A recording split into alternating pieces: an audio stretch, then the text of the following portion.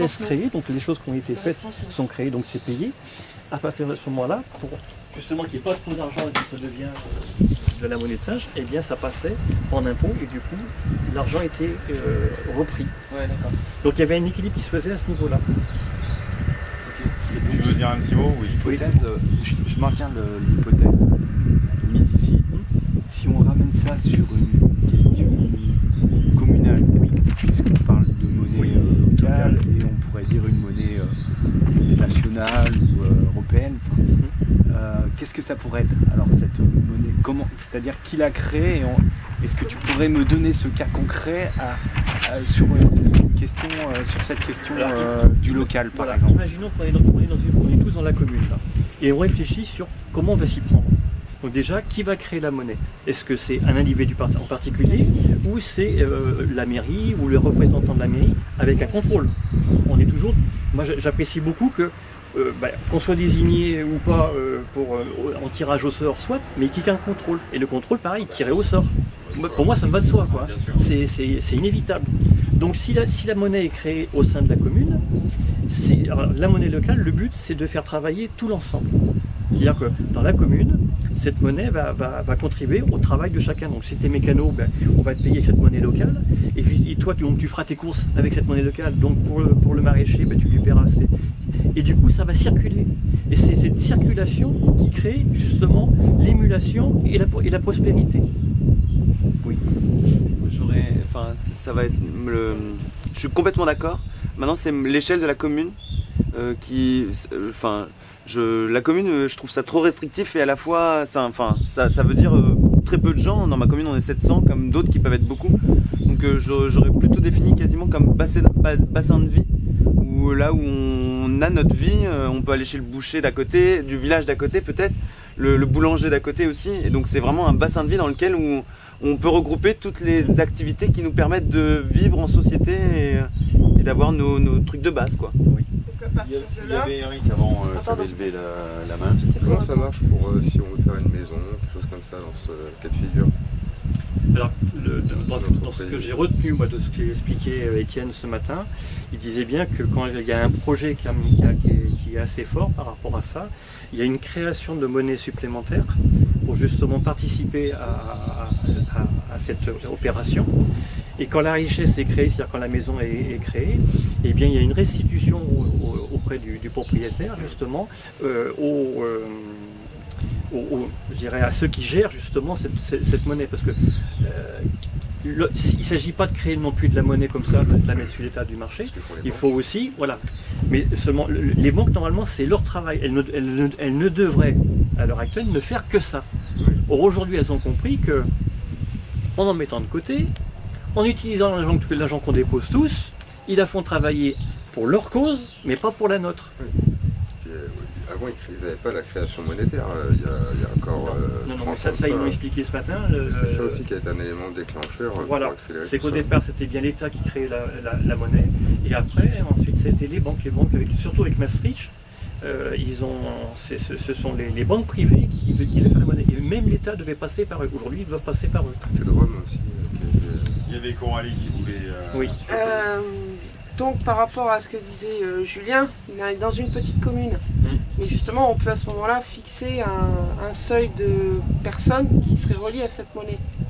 Ça peut être 6 000, 7 000, donc ça convient, ça fait 4, 5, 6 communes.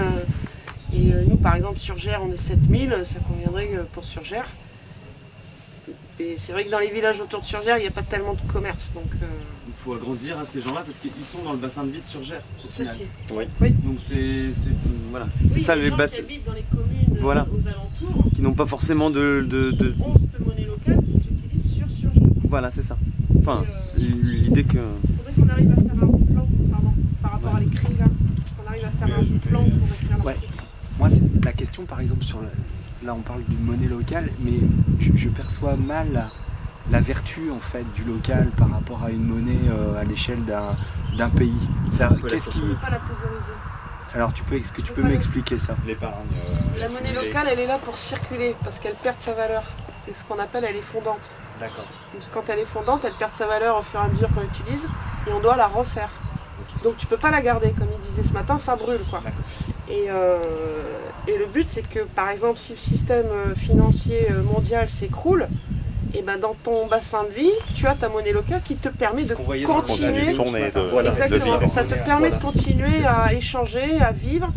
Et tu t'en fous de ce qui se passe au niveau financier et mondial. Marie-France, si vous voulez. C'est génial. C'est un paratonnerre terrible. Non mais. On parle de monnaie locale, mais ce serait bien que ça puisse s'étendre au niveau national, puisque c'est le but recherché. Oui, alors, mais on ne peut pas tout faire en même temps. Ouais. C'est-à-dire que je pense qu'on peut le faire d'abord au niveau des communes. Alors après, à définir avec les autorités des autres communes, enfin, ou les représentants des autorités, ça fait peut-être un niveau trop fort, mais avec les représentants des autres communes, savoir s'ils acceptent le même principe que nous, ou si c'est un petit peu différent, auquel cas il y aura un taux de change entre eux, mais ça paraît compliqué, tu vois. Mais si les monnaies locales ont quelque chose d'unique, parce qu'elles ont le même fonctionnement, on peut accepter à ce moment-là de fédérer avec les autres, tu vois. C'est ce qu'expliquait Étienne, si à un moment donné les monnaies locales ont une valeur commune qui est bien représentative, du coup ça peut générer sur la France entière. Par contre, elle n'est pas échangeable avec l'étranger. D'où l'intérêt d'avoir d'une monnaie après nationale. Donc on pourrait jouer sur les deux. Mais par contre, ce qui est sûr, et ce que vous disiez tout à l'heure, c'est qu'on a la sécurité que si c'est le bordel à l'étranger, nous la nôtre, elle est stable et on peut continuer à tourner. Et on peut, pareil, ton hypothèse déroulement, on peut le lier au national et l'intérêt de la monnaie locale. Oui. C'est que s'il y a quelque chose au national et au local, ça continue à tourner et puis on peut manger, on peut vivre. Il y avait Eric avant qui avait levé. Non, c'est bon. Moi, je vois une autre vertu à ça, c'est que, par exemple, sur le circuit de l'alimentation, on fait sans en faire de l'écologie, puisqu'on va acheter local et on pourrait même, pour reprendre la métaphore sur l'eau, savoir quel type d'agriculture, par exemple, on souhaite favoriser ou non. Voilà. Est-ce que c'est indécent pour reprendre par exemple la culture du maïs? Est-ce que ça reste économiquement et donc pour le coup écologiquement quelque chose d'intéressant pour nous, quoi. Donc là, du coup, on n'a même plus besoin de se positionner. Enfin, je viens de comprendre ça là en parlant en fait. C'est ça qui est intéressant. Complètement, ouais. Je me dis, oui, en fait, on fait des actes du quotidien, ce sont des actes marchands assez logiques entre nous, et que du coup les liens sont là sans être dans une posture morale d'écologie. Après, il faudrait peut-être effectivement écrire les règles de quel type d'agriculture nous souhaitons. Là, on travaillait sur la J'entends bien, mais je vois les passerelles. Mais voilà, obligatoirement. On peut demain travailler sur la même chose sur l'agriculture. Bah oui, puisque c'est ce que tu évoques quand tu dis on met tel pion sur telle quantité d'eau. Ah bah oui, mais il va falloir qu'on discute de quelle culture, parce qu'au final, l'agriculture, ça va être qu'est-ce qui va se retrouver dans ton assiette. On est dans un sacré projet national, il y a des trucs formidables à faire.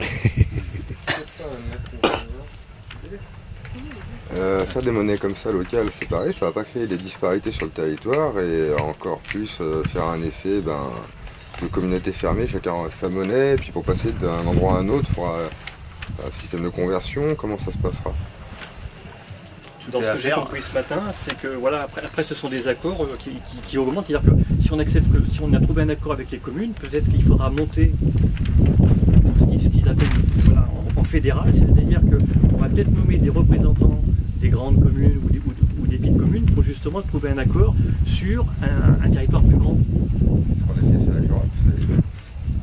C'est pas nous qui avons essayé de faire, c'est des gens qui l'ont fait à notre place, qu'on n'a même pas élus. Voilà. Il y a des pièges là-dedans qui sont peut-être intéressants de voir. Ah oui. Ce qu'on a bloqué pour la différence, c'est que ce sont eux, les puissants en haut, qui ont voulu nous faire quelque chose avec leur truc pour nous. Avec leur choix pour eux. Or, imagine, c'est ce que je disais à ma femme tout à l'heure, imagine que ce que l'on fait là, on arrive à communiquer avec les pays européens, qui le font eux aussi, et que dans, moi je sais pas, un certain nombre de mois ou d'années, on se retrouve et on fait vraiment une Europe qui part de la base, parce qu'on a des valeurs communes, on aura chacun localement une petite monnaie, mais qui, au moment donné, elle se regroupera en une monnaie nationale qui sera interchangeable par un taux que nous, on aura défini et contrôlé on aura une autre Europe que celle qui veut nous faire bouffer, tu vois. Système de course et de marché, en fait. Il y avait ma réponse. Ouais. Après cette notion marchand dans l'échange monétaire, je pense que vaut mieux y mettre une notion d'échange, de redistribution, plutôt que cette notion de marchand qui entre avec le capitalisme, les banques, etc. Voilà, ça c'est pareil, il faudrait essayer de voir un petit peu cette notion et avoir à se la changer dans le sens où il y a le service, la redistribution et l'échange. Oui, Corinne. Je voulais vous transmettre l'expérience qu'on a fait sur Surgères. Il y a quelqu'un qui en a parlé ce matin, là, Frédéric. On a créé une accorderie, qui est une association qui regroupe des gens qui échangent des services et on s'échange des bouts de papier de temps.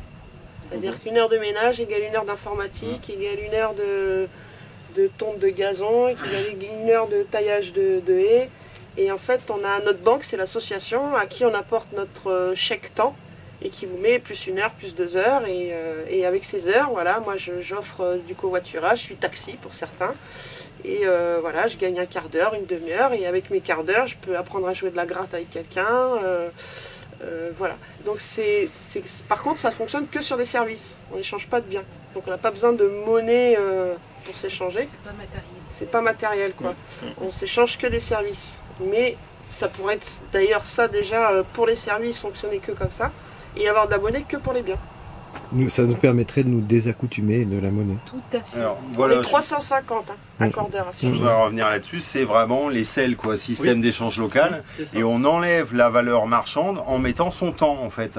C'est ça. que 1 heure d'un informaticien, chirurgien, Non. etc. vaut 1 heure d'un jardinier, d'un Sauf que tu n'as couturier. pas le droit d'échanger dans ton corps de métier. Je suis Oui, mais c'est informaticien, j'ai pas le droit d'échanger de Oui, mais c'est proposer- là que tu es spécialisé pourtant. Ben oui, mais tu dois échanger parce que sinon tu fais du travail au noir. Et voilà, faut faire attention à Et ça. les selles ont ce problème-là. Et nous, C'est mal vu. l'accorderie, ça Comme le répond- woofing. Le woofing, c'est pareil pour la Sécu et la MSA, c'est du travail au noir. Mais c'est accepté. Parce que le travailleur en woofing, s'il ne veut pas travailler, il ne travaille pas. Il n'a Oui. aucune obligation. Oui, c'est sûr. Voilà. Dans les faits, c'est un C'est un petit peu contrat, différent. ça s'associe nos contrats en woofing. Bien sûr. Et donc tu disais qu'il n'y avait que des services, mais nous, un sel sur Reims, il y avait aussi des biens. Je mettais quoi, Oui, une heure oui, à le cueillir sel, des il y a des pommes. biens. Je divisais, l'heure c'était 60 grains de sel, je divisais par le nombre de pommes, et voilà, c'était 2 grains pour une pomme, et voilà. Donc c'est facile de remettre, enlever la monnaie et remettre la valeur temps, en fait. Par contre, on peut la valeur humaine, en fait, la valeur essentielle à la vie. C'est ça. Tout simplement. Par contre, on peut s'échanger des gâteaux. Par contre, tu vas acheter Oui ou non, tu vas acheter la fourniture du gâteau à la personne qui va te faire le gâteau. Mhm. Tu vas la rémunérer en temps qu'elle a passé pour faire ton gâteau. Et tu as ton gâteau. Tu as donc un bien. Mais tu as payé les ingrédients et tu la rémunères en temps.